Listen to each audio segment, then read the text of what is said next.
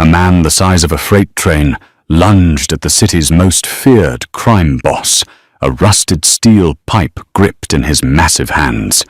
Bullets weren't fast enough. Bodyguards were dead weight. It should have been a slaughter.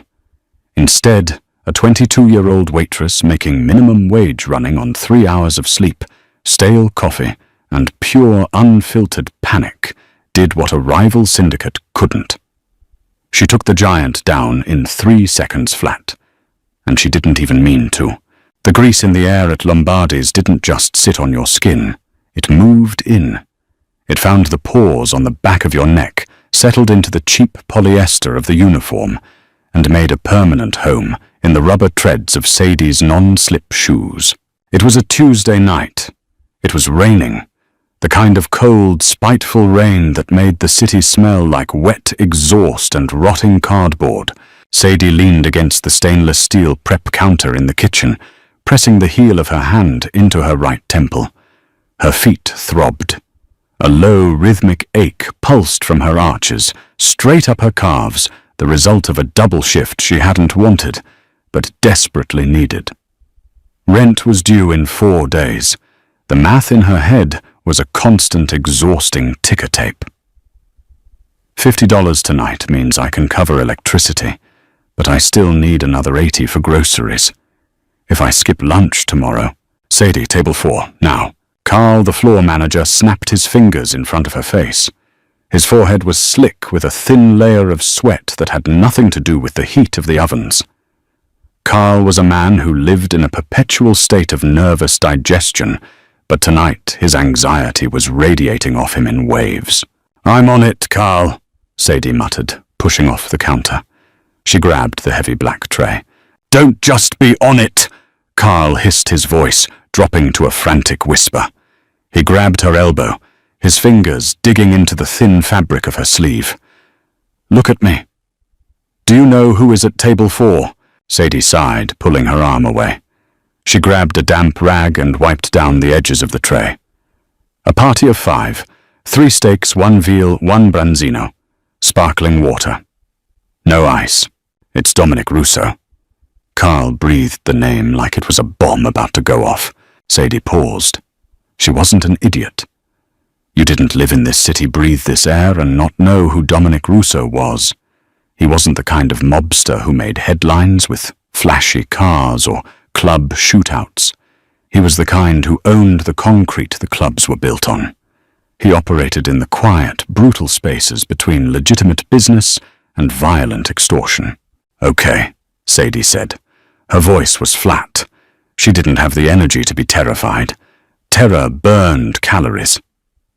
"Does he want his steak medium rare or not? Just don't spill anything. Don't look him in the eye too long. Pour the water, serve the plates from the left, and get out of there." Carl wiped his forehead with a napkin. "His guys are on edge. I can feel it." Sadie picked up the tray. It was heavy. 3 thick cuts of prime rib, a whole fish bone in veal, cast-iron side dishes of garlic potatoes, and plates of broccolini. The weight settled onto her forearm, a familiar bruising pressure. She pushed through the swinging double doors into the dining room. The atmosphere in the restaurant had changed.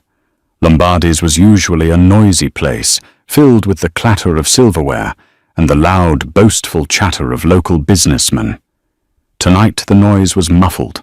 The other patrons were leaning in over their tables, speaking in hushed tones, their eyes constantly darting toward the back corner booth. Table 4. There were 4 men in the booth. 3 of them were built like cinder blocks, broad shoulders, stretching the seams of expensive wool suits, eyes scanning the room with the mechanical sweeping motion of security cameras. Then there was Dominic Russo. He didn't look like a monster. He looked exhausted. He wore a charcoal suit that draped perfectly across his frame, but his tie was loosened, and the top button of his shirt was undone. He was staring down at the pristine white tablecloth, tracing the edge of a water glass with a thick, calloused finger. There were dark circles under his eyes. He smelled strongly of black coffee, expensive vetiver cologne, and the sharp metallic tang of cold rain. Sadie approached the table. She kept her eyes on the plates. She wasn't trying to be deferential. She just didn't want to drop the branzino. Prime rib, medium rare. She said, her voice tight, mechanical. She slid the heavy porcelain plate in front of one of the bodyguards. He didn't look at her. He just grunted. Veal. She placed it down. She moved to Dominic. Bone-in ribeye, rare. As she leaned over to place the plate, the heavy cast-iron skillet of garlic potatoes on her tray shifted. The grease on the bottom of the skillet met the smooth plastic of the tray. It slid. Sadie's heart seized. Pure, unadulterated adrenaline spiked through her chest.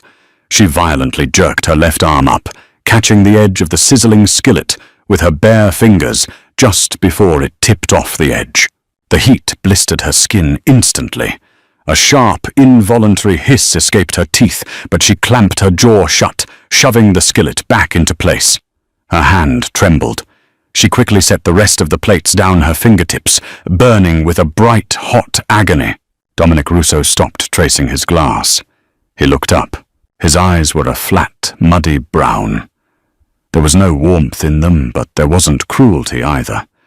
Just a heavy, suffocating emptiness. He looked at her hand, where the skin was already turning a violent shade of red. Then he looked at her face. Sadie swallowed hard, hiding her hand behind her back. "Can I get you anything else, sir?" "Ice," Dominic said. His voice was gravel quiet, but carrying a strange acoustic weight in the hushed room. "For the water, for your hand." Sadie blinked. She didn't know how to respond to that. She just nodded once tightly and backed away from the table. "Enjoy your meal." She retreated to the kitchen, the swinging doors flapping shut behind her. As soon as she was out of sight, she rushed to the prep sink and shoved her hand under the cold tap. The frigid water hit the burn, and she squeezed her eyes shut, letting out a long, shaky breath. "Everything okay out there?" Hector the line cook asked, not looking up from the grill. "Fine," Sadie lied, wrapping a rough paper towel around her stinging fingers. "Just fine. 2 hours left. Just 2 hours." She had no idea that the night hadn't even started. The lull in a restaurant is a physical thing. It happens around 9:45 p.m. The dinner rush is over. The heavy eaters are digesting, lingering over half-empty glasses of Merlot and plates smeared with cold sauce. The kitchen stops shouting. The clatter of pans fades into the steady hum of the industrial dishwashing machine. Sadie was wiping down the wait station near the front entrance, a damp, bleach-soaked rag in her good hand. Her burned hand throbbed wrapped in a napkin, secured with a rubber band. The smell of bleach and old espresso grounds filled her nose. Outside, the rain had turned into a downpour. The streetlights bled across the wet pavement in long, blurry streaks of yellow and red. She looked up at the front door. Lombardi's had heavy double doors made of dark oak and frosted glass. They kept the cold out. They kept the city out, until they didn't. The doors didn't just open, they were shoved inward with a force that made the brass hinges scream. The cold air hit Sadie first. It rushed into the warm, garlic-scented dining room like a ghost carrying the smell of wet asphalt and something else. Something sour, like unwashed clothes and rusted iron. A man stepped into the foyer. He was too big. That was the first thought that registered in Sadie's tired brain. Human beings weren't supposed to be shaped like that. He stood at least 7 feet tall, his shoulders so wide he had to turn slightly sideways to clear the heavy door frame. He was wearing a dark green military surplus trench coat that was soaked through dripping black water onto the polished hardwood floor. He didn't have a weapon drawn. He didn't say a word. He just stood there for a fraction of a second, his heavy mud-caked boots sinking into the entrance mat. His face was a slab of meat, scarred and weather-beaten, his eyes hidden beneath the brim of a sodden wool cap. The silence in the restaurant deepened. It wasn't the comfortable silence of a lull anymore. It was the hard, vacuumed silence of a room holding its breath. At table 4, the atmosphere snapped. Dominic's lead bodyguard, a man named Paulie, was in the middle of taking a bite of potato. He froze. His eyes locked onto the giant in the doorway. Paulie's hand dropped the fork. It clattered loudly against the porcelain. He reached inside his suit jacket. He was too slow. The giant reached into the deep pocket of his trench coat. There was no smooth, practiced draw. It was jerky, brutal. He pulled out a heavy matte black pistol with a long, thick suppressor threaded onto the barrel. Pff, thwack! It didn't sound like a gunshot in a movie. It sounded like an industrial staple gun misfiring. Paulie didn't scream. His head snapped back as if he'd been punched by an invisible fist. A fine red mist sprayed across the white tablecloth and the half-eaten prime rib. He slumped forward, his face landing dead center in his plate, knocking his water glass over. Ice cubes and bloody water spilled across the table. Chaos didn't erupt immediately. There was a full 2-second delay where the brain simply refused to process what the eyes were seeing. Then a woman at the next table started screaming, a high, reedy, endless sound. The other 2 bodyguards at Dominic's table surged upward, chairs kicking back, hands clawing for their holsters. Pff, thwack! Pff, thwack! The giant fired twice more. One guard went down hard, clutching his collarbone, blood leaking rapidly through his fingers. The other fired blindly, a deafening crack that shattered the ambient noise of the restaurant. The bullet missed the giant, completely shattering a mirror behind the bar. Glass rained down like hail, clinking against the liquor bottles. Sadie stood frozen at the wait station. She was 10 feet away from the giant. She couldn't move. Her feet felt like they were set in concrete. Her heart was beating so fast, it felt like a continuous, painful vibration in her chest. She wasn't breathing. The giant didn't even look at her. She was a fixture. Furniture. He dropped the suppressed pistol.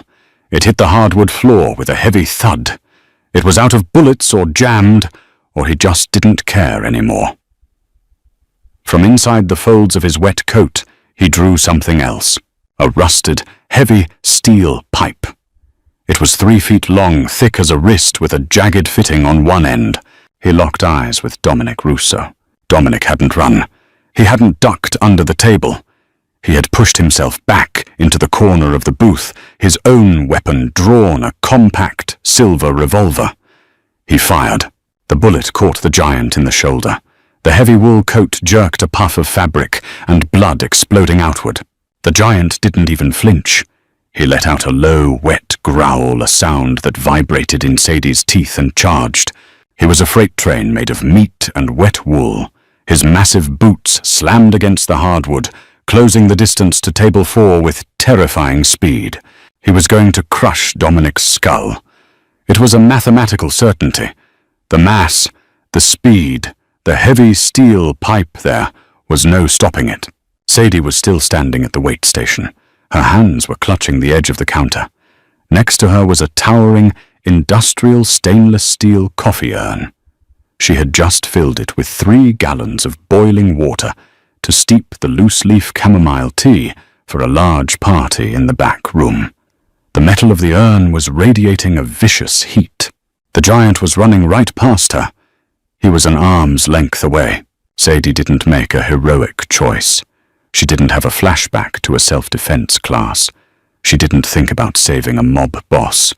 She didn't think at all. Her brain simply short-circuited into pure, animal panic. She needed to get away. She needed a barrier.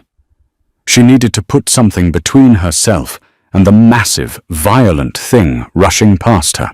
She turned her burned hand, screaming in protest, and grabbed the heavy black plastic handles of the boiling coffee urn. The urn weighed close to 30 pounds. Filled to the brim with scalding water, it was a clumsy, sloshing cylinder of heat. As the giant barreled past the wait station, his heavy shoulder clipped Sadie's arm. The force of it spun her around, throwing her off balance. Her cheap rubber-soled shoes slid on a spot of grease she had meant to mop up earlier. She was falling backward.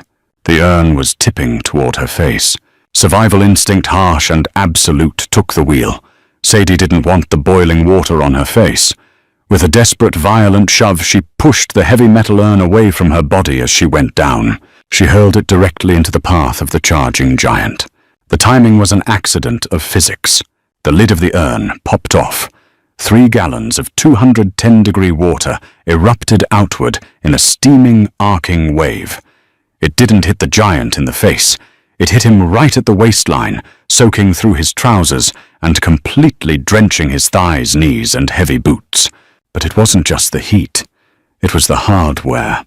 The heavy, empty stainless steel cylinder, still carrying the momentum of Sadie's desperate shove, slammed directly into the side of the giant's left kneecap. Crack. It was a wet, hollow sound, louder than the screaming in the dining room. The giant let out a roar, not a battle cry, but a sudden, shocking bellow of absolute agony.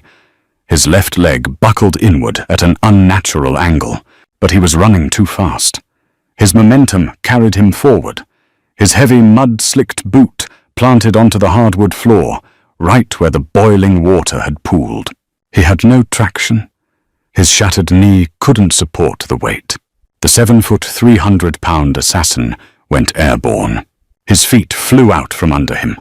For a fraction of a second, he was entirely horizontal, suspended in the air above the polished floor, the rusted steel pipe flying from his grip. Gravity reclaimed him violently. He didn't just fall. He launched himself face first toward the corner of the heavy marble-topped hostess stand. The impact was sickening. It wasn't a thump. It was a hard, definitive crunch of bone meeting stone. The giant's body hit the floor a split second later, sliding across the wet hardwood like a rag doll. He crashed into the base of the bar, taking down a row of wooden bar stools in a tangle of limbs and green wool, and then he didn't move. The steel pipe clattered across the floor, spinning slowly before coming to a stop against the toe of Sadie's black work shoe. Sadie was sitting on the floor, her back against the wait station cabinet. Her breathing was ragged, sucking in air in sharp, desperate gasps. Her right hand, the burned one, was shaking uncontrollably. Her uniform was soaked with spilled water, sticking to her skin. Her elbow throbbed where she had hit the ground. The restaurant was completely silent again. The screaming had stopped. The patrons were cowering under their tables. The remaining conscious bodyguard was staring at the crumpled mass of the giant. His gun still raised his mouth, hanging slightly open. A puddle of dark, thick blood was beginning to pool out from underneath the giant's head, mixing with the spilled, boiling water on the floorboards. It smelled like raw copper and chamomile. Sadie stared at the giant. She stared at his hand, which was the size of a dinner plate, lying limp against the wood. "I killed him," her brain whispered. "I tripped him, and I killed him." A wave of intense nausea hit her. Her stomach cramped violently. She scrambled onto her hands and knees, crawling behind the wait station, and threw up dryly into the small plastic trash can used for discarded receipt paper. She choked, wiping her mouth with the back of her trembling arm, the taste of bile burning her throat. Footsteps approached, slow, deliberate, leather soles crunching on broken glass. Sadie squeezed her eyes shut, pulling her knees to her chest. She expected a gun to be pressed to her temple. She expected shouting. She expected a bullet. The footsteps stopped right in front of her. She slowly raised her head. Dominic Russo was standing there. He looked exactly as he had 10 minutes ago, except his tie was completely undone now, and there was a fine speckling of someone else's blood on his white shirt collar. His silver revolver hung loosely in his right hand, pointed at the floor. He wasn't looking at the dead giant. He wasn't looking at his bleeding bodyguard. He was looking down at Sadie. His flat, muddy brown eyes scoured her face. He took in her soaked uniform, her trembling frame, her terrified wide eyes, and the plastic trash can she was clutching like a life preserver. He looked at the heavy steel coffee urn resting dented on the floor. He didn't offer his hand to help her up. He didn't thank her. He just stared at her, the exhaustion in his face replaced by a sudden terrifying clarity. He tilted his head slightly, studying her like a lock he was trying to pick. "What?" Dominic asked, his voice low and gravelly, cutting through the ringing silence of the room. "Is your name?" Sadie swallowed the bile in her mouth. She clutched her burned hand to her chest. "Sadie," she choked out. Dominic nodded slowly. He reached into his suit jacket.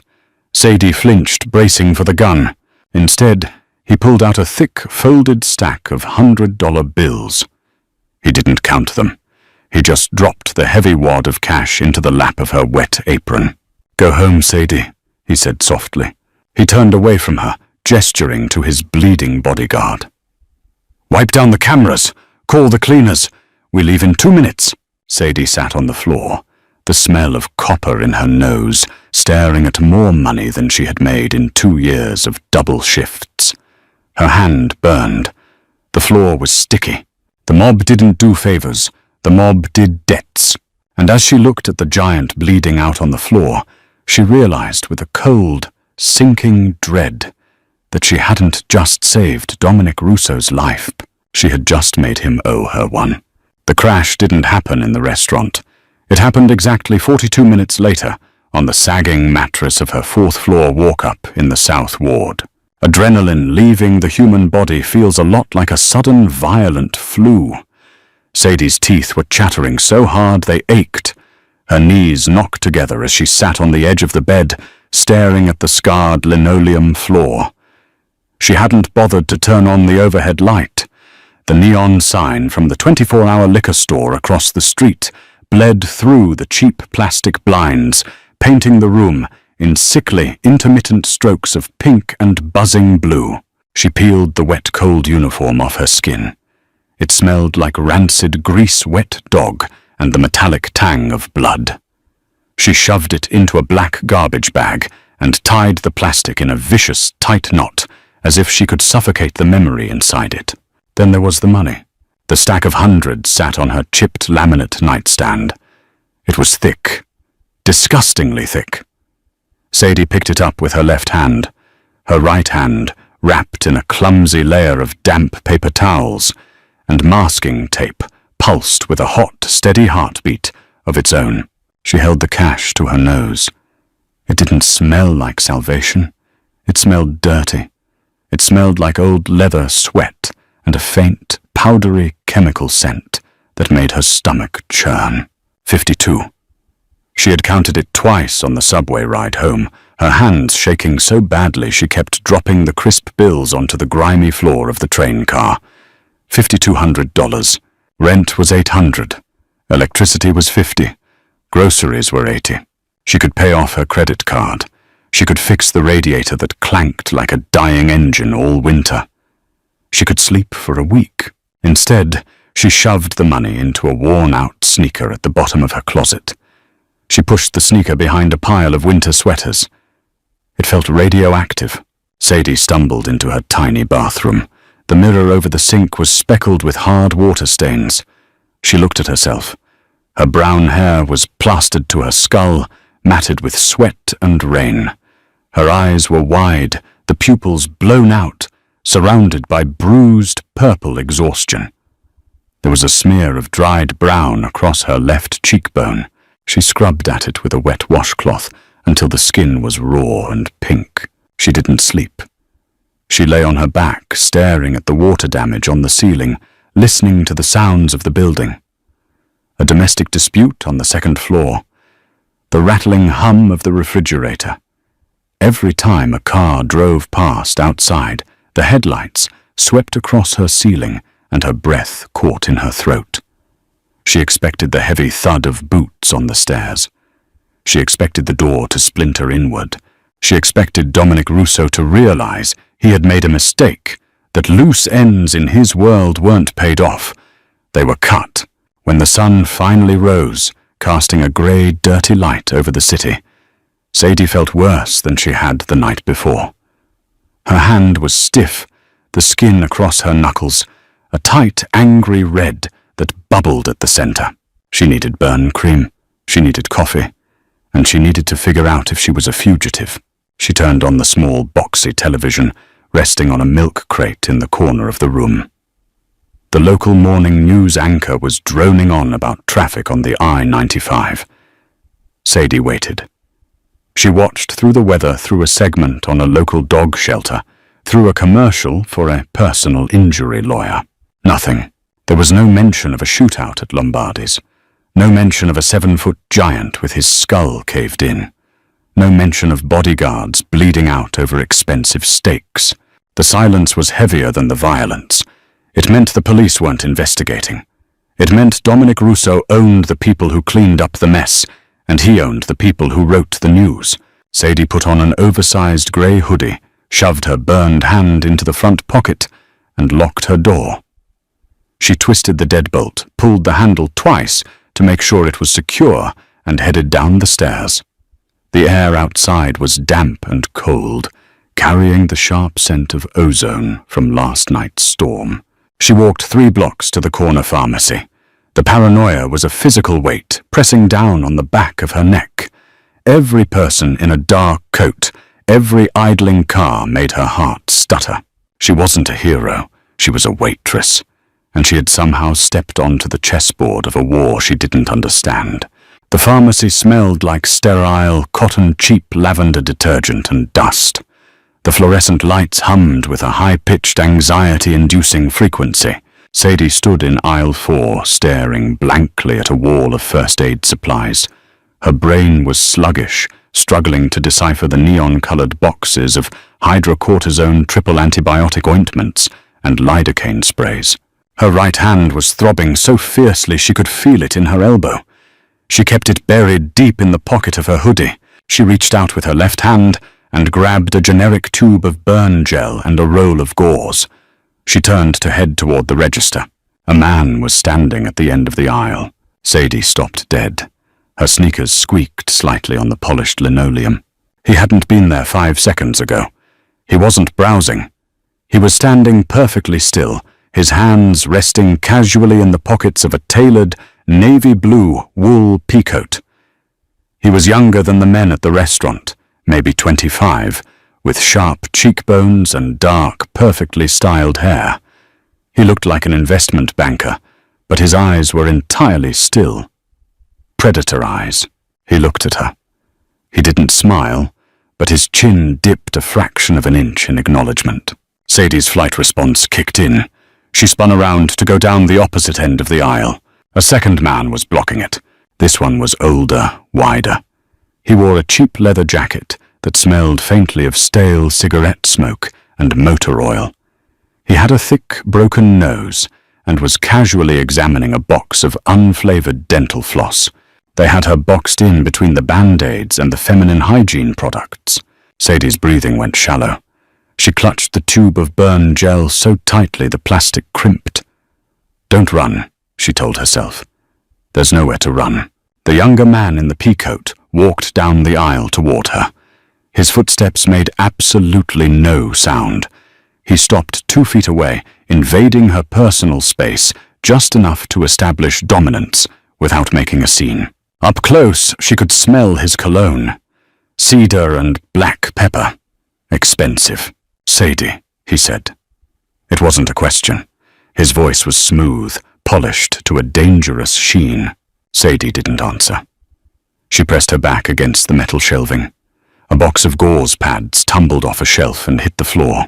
The man glanced down at the box, then back up to her face. His gaze drifted down to the pocket of her hoodie, where she was hiding her hand. "Mr. Russo sent me," the man said quietly. "My name is Leo." "I don't know anything," Sadie blurted out, her voice cracking. It was a pathetic, panicky sound. "I didn't see anything. I went home. I went straight home." Leo's expression didn't change. "We know exactly where you went. We know you haven't spoken to the police. The police don't need to be involved in a gas line explosion at a local restaurant. Unfortunate accident. Closed for renovations." He reached into his coat pocket. Sadie flinched, squeezing her eyes shut. "This is it. Right here in aisle 4, a soft rustle of paper." Sadie opened her eyes. Leo was holding out a small, heavy white jar with a simple pharmaceutical label. Silver sulfadiazine, Leo said, offering it to her. Prescription grade. It prevents infection and promotes tissue healing much faster than that over-the-counter garbage you're holding. Apply it twice a day. Keep the wound wrapped, but let it breathe at night. Sadie stared at the jar. She didn't take it. Take it, Sadie, Leo said softly. The smoothness in his voice dropped, revealing a razor-sharp edge underneath. Mr. Russo insists. Trembling, Sadie pulled her left hand from her side and took the jar. It was cool to the touch. Why? She whispered. Leo tilted his head. Mr. Russo protects his investments. You performed a service. You were compensated. But a burn left untreated can fester. It can cause complications. Complications draw attention. Attention is bad for business. He stepped back, giving her space to breathe. The oppressive weight in the air lifted slightly. Your shifts at Lombardi's have been covered indefinitely with full pay, Leo added, turning away. Take a few days. Rest. Do not leave the city. He paused at the end of the aisle, looking back over his shoulder. And Sadie, she swallowed hard. Yes, don't put the money in a shoe, Leo said mildly. It's cliché. A safety deposit box at First National is much more secure. Have a good morning. He walked away. A second later, the older man in the leather jacket dropped the dental floss back onto the shelf and followed him. Sadie stood frozen in the empty aisle, the fluorescent lights humming above her. She looked down at the prescription burn cream in her hand. Her chest heaved. They had been in her apartment. They had watched her sleep. They had found the money. She wasn't a loose end to be cut. She was a pet on a very, very short leash. 3 days passed. The city moved on. Sadie did exactly what she was told. She stayed in her apartment. She applied the silver sulfadiazine cream. The angry red blisters on her hand began to dry out, flaking away to reveal raw, tender pink skin beneath. The pain dulled to a manageable, persistent itch. She didn't touch the money in the shoe. She couldn't bring herself to move it to a bank. Using it felt like signing a contract in blood. But the reality of her bank account was a hard, unforgiving math. Her landlord slid a final notice under her door on Thursday morning.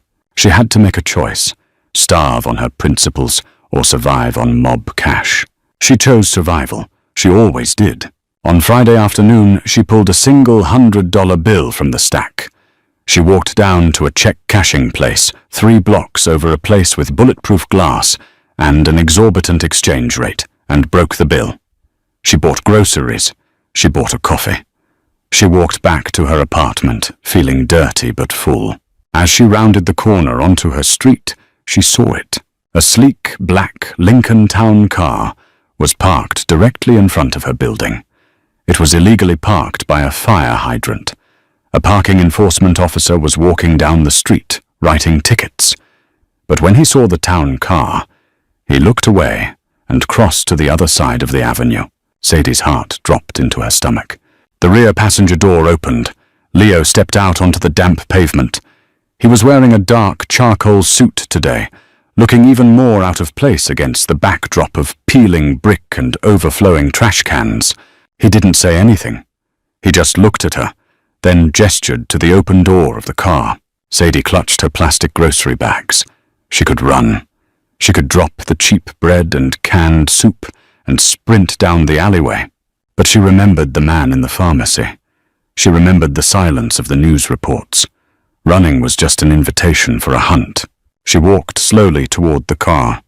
Her legs felt like they were moving through deep water. Leo took the grocery bags from her hands, placing them carefully in the trunk. He held the rear door open. Sadie slid into the back seat. The interior of the car smelled like expensive leather ozone and faint cigar smoke. It was dead quiet. The thick glass completely muted the sounds of the city outside. Leo got into the driver's seat. He didn't ask her where she wanted to go. He just put the car in drive and pulled away from the curb. They drove for 20 minutes, leaving the rundown South Ward and crossing over the river into the garment district. The streets here were narrower lined with old brick-faced warehouses and heavy iron fire escapes. The car pulled up to a storefront with blacked-out windows. Above the door, a faded hand-painted sign read, "Moretti & Sons. Bespoke Tailoring." Leo opened her door. Inside, the back room, Sadie stepped out onto the curb. Her mouth was dry. She walked toward the heavy oak door and pushed it open. A bell jingled above her head, an incongruous, cheerful sound. The front of the shop was legitimate. Racks of half-finished suit jackets hung from brass rails.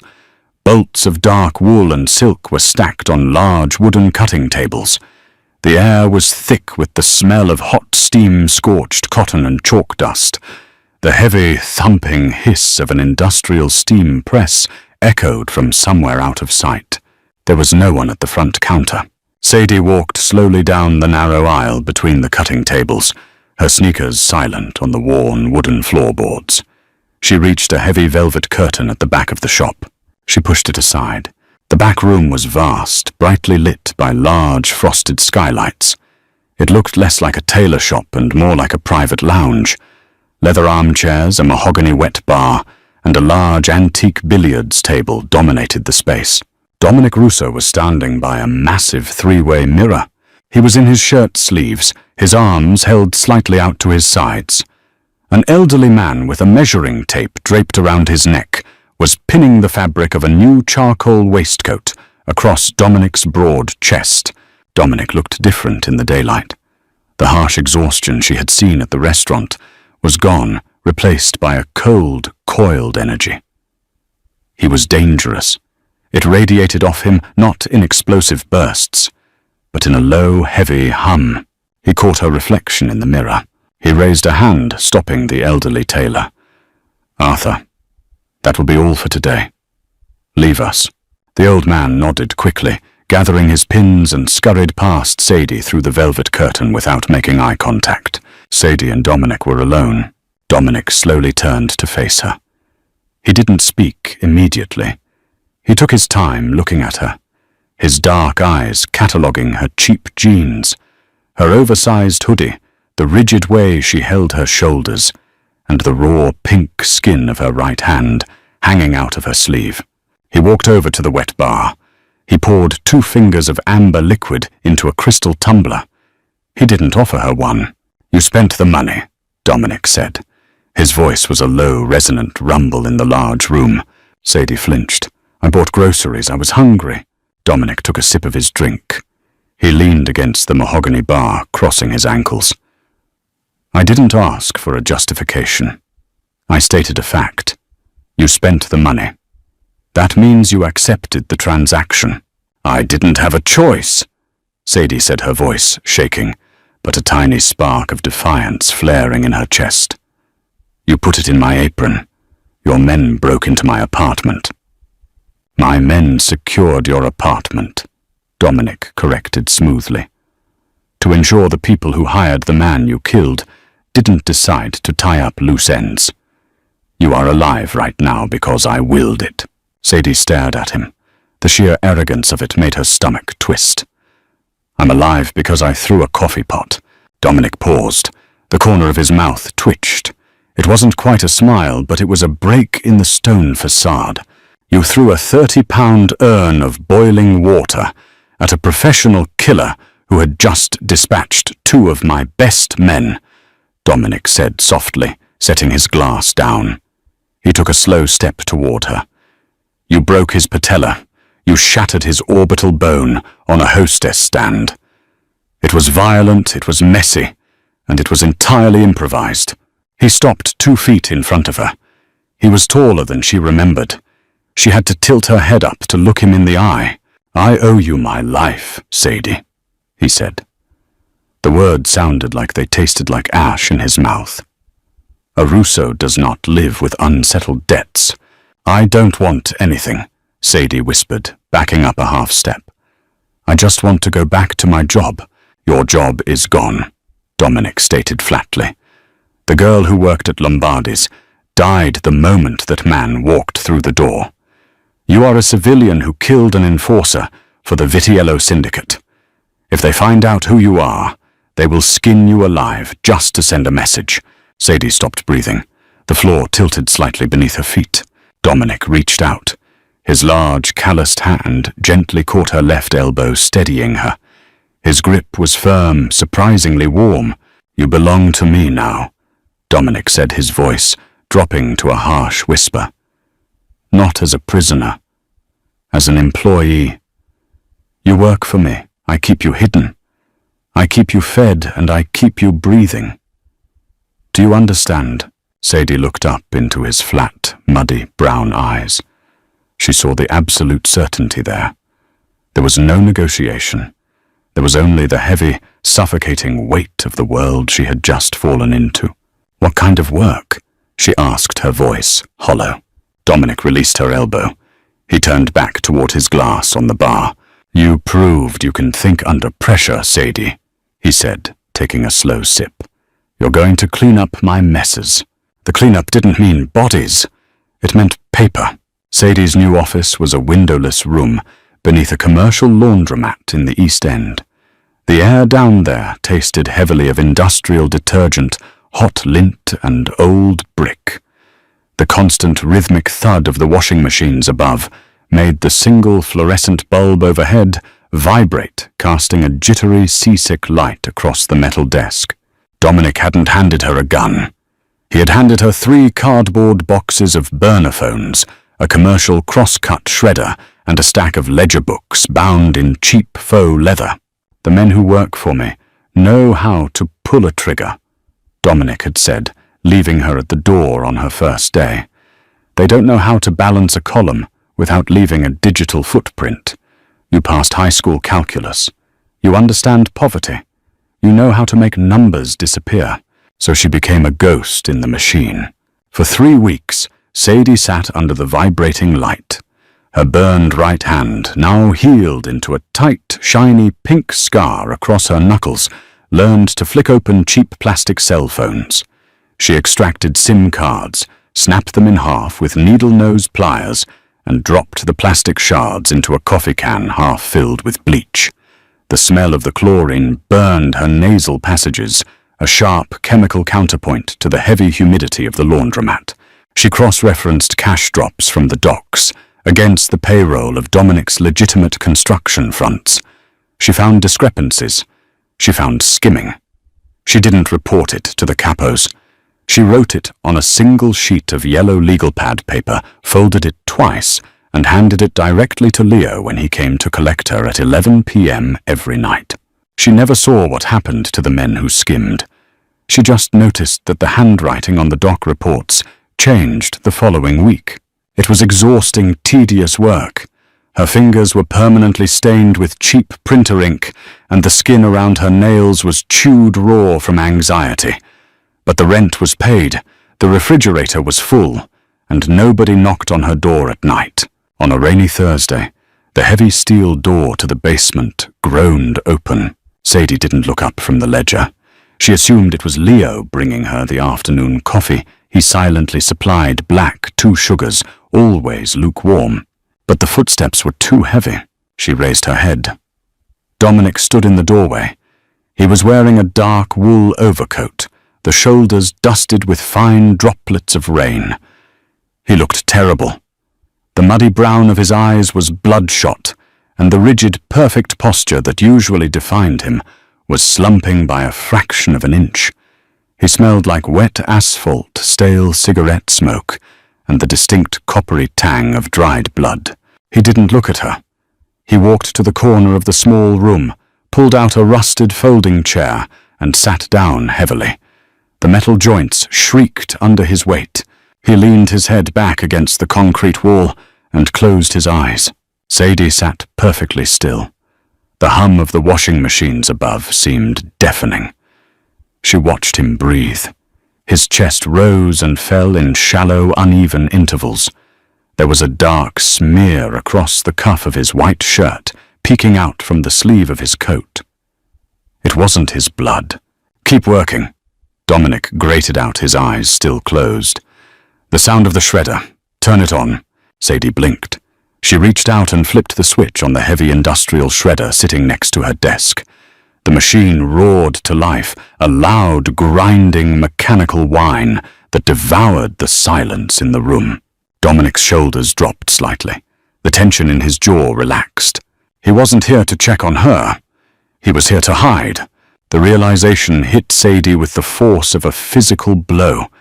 Dominic Russo, the man who owned the streets, who dictated life and death in the back booths of restaurants, had nowhere else to go. His penthouse was probably full of guards. His clubs were full of enemies. The only place he could sit in a room covered in someone else's blood and just breathe was in a windowless basement with a 22-year-old waitress who owed him her life. Sadie picked up a stack of old invoices. She fed them into the shredder. The blades caught the thick paper, tearing it into confetti with a violent, satisfying crunch. She fed another stack, then another. They sat like that for 40 minutes. The king of the city hiding in the dark, and the girl with the burned hand feeding paper to a machine just to give him noise. When Dominic finally stood up, the vulnerability was gone. His posture was rigid again. The mask was back in place. He stopped at her desk on his way out. He reached into his coat pocket and placed a small, flat, velvet box on top of her ledger. "Your hand," he said smoothly. "The scar tissue. It catches the light. People look at it." He didn't wait for a response. He turned and walked up the concrete stairs, the heavy steel door clicking shut behind him. Sadie stared at the box. She reached out her fingers, brushing the velvet. She opened it. Inside was a pair of thin, supple black leather gloves. The leather was buttery soft, the stitching flawless. They were custom-made. They would hide the burn perfectly. She picked one up and slid it onto her right hand. It fit like a second skin. It felt warm. It felt like a brand. The illusion of safety shattered on a Tuesday. Sadie was out of the basement. Leo had driven her to a commercial meatpacking facility on the edge of the river, one of Dominic's older fronts. She was supposed to audit 3 months of backlogged inventory manifests. The office was suspended above the cutting floor, enclosed in thick, soundproof glass. Below, men in heavy coats and hard hats moved massive swinging carcasses of beef along overhead metal rails. The air conditioning in the office was broken, but the ambient cold from the refrigerated floor below seeped up through the floorboards, chilling Sadie's ankles. It was 9:15 p.m. The night shift was just clocking in. Sadie was highlighting a discrepancy in a shipment of imported prosciutto when the lights on the cutting floor abruptly went out. The heavy mechanical hum of the refrigeration units died. Total darkness below, total silence. Sadie's highlighter stopped moving. The hairs on her arms stood up. She looked through the glass window down at the floor. It was a pitch-black void. Then she heard the sound. Poof! Thwack! It was the exact same sound she had heard at Lombardi's. The misfiring staple gun. A suppressed weapon. Below her, the emergency backup lights flickered on, bathing the cutting floor in a sickly, jaundiced yellow glow. 3 men in tactical gear were moving fluidly through the swinging sides of beef. They weren't Dominic's men. They moved with military precision, their rifles raised, sweeping the area. On the floor near the loading dock, 2 of the night shift butchers lay motionless, dark pools, spreading quickly across the white tile. The Vitiello Syndicate.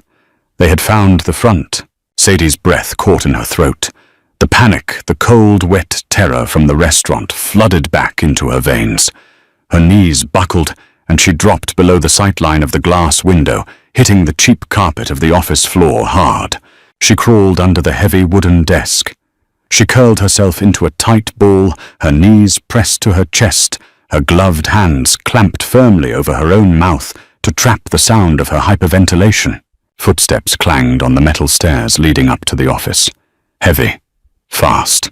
Someone kicked the office door. The wood splintered, but the lock held. Another kick. The frame cracked. Sadie squeezed her eyes shut. She tasted copper. She had bitten her own inner lip so hard it was bleeding. A third kick shattered the door inward. It slammed against the wall. Heavy boots crunched on the carpet. The smell of ozone, cold air, and gun oil filled the small room. "Clear the files," a rough voice ordered. "Pour the accelerant. We burn it." A liquid splashed across the linoleum near the door. It smelled sharply of gasoline. Sadie pressed herself further back into the shadows under the desk, her heart vibrating so violently it physically hurt her ribs. If she stayed, she burned. If she moved, she took a bullet. Suddenly a deafening roar erupted from the cutting floor below. Not a suppressed shot, an unsuppressed heavy-caliber bark. Boom, boom, boom. The man standing in the office jerked toward the window. "What the—" A bullet shattered the glass of the office window from the outside, ripping through the man's chest. He collapsed backward, hitting the filing cabinet with a heavy thud, his rifle clattering to the floor, just inches from Sadie's hiding spot under the desk. The gunfire below turned into a chaotic, echoing war zone. The sharp cracks of rifles answered by the booming, rhythmic thuds of heavy handguns. Men were shouting. Meat was being torn apart by stray bullets. Sadie didn't move. The smell of the gasoline was overpowering now, mixing with the sudden, sharp scent of ruptured bowels from the dead man lying near her feet. Her stomach heaved, but she swallowed the bile down. 10 minutes passed, or maybe 10 hours. Time stopped functioning. The gunfire slowed, then it ceased entirely. The silence that followed was heavier, more terrifying than the noise. Slow, deliberate footsteps crunched on the broken glass covering the office floor. They stopped right in front of the desk. Sadie stopped breathing entirely. She waited for the barrel of a gun to peer under the mahogany lip. "Sadie." The voice was rough out of breath and coated in gravel. Sadie slowly lowered her hands from her mouth. She crept forward, inching her head out from under the desk. Dominic stood there. He wasn't wearing a suit. He was wearing a dark tactical vest over a black sweater. His face was smeared with grease and something dark and wet. He held a heavy smoking pistol in his right hand. He looked down at her. His chest was heaving. For the first time since she had met him, his flat brown eyes were wide, the pupils blown out with pure adrenaline. He didn't look at the dead man on the floor. He looked at her.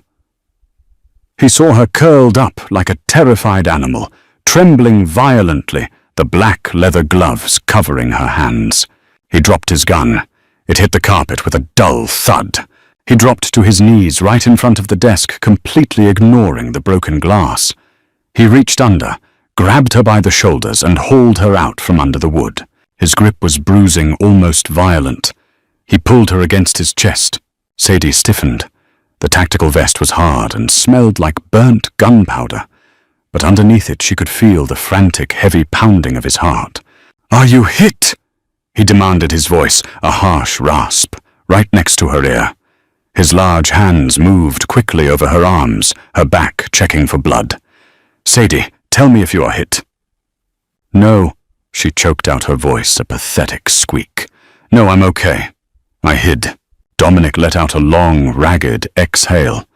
His hand stopped moving, resting heavily on her shoulders. He didn't let her go.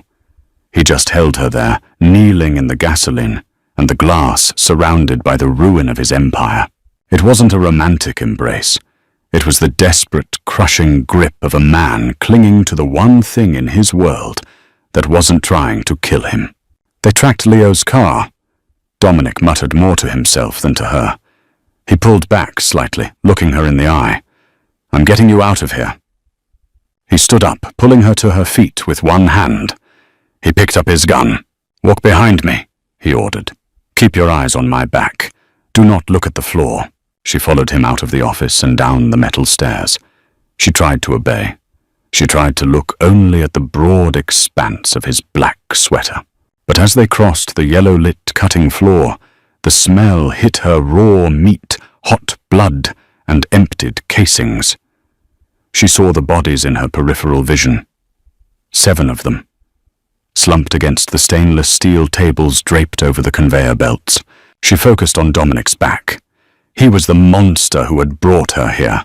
He was the monster pulling her out. And in the dark, cold math of survival, she realized she didn't care which one he was, as long as he kept walking. The penthouse was silent. It was a sprawling, sterile expanse of white marble glass and dark oak. It felt less like a home and more like a high-altitude observation deck.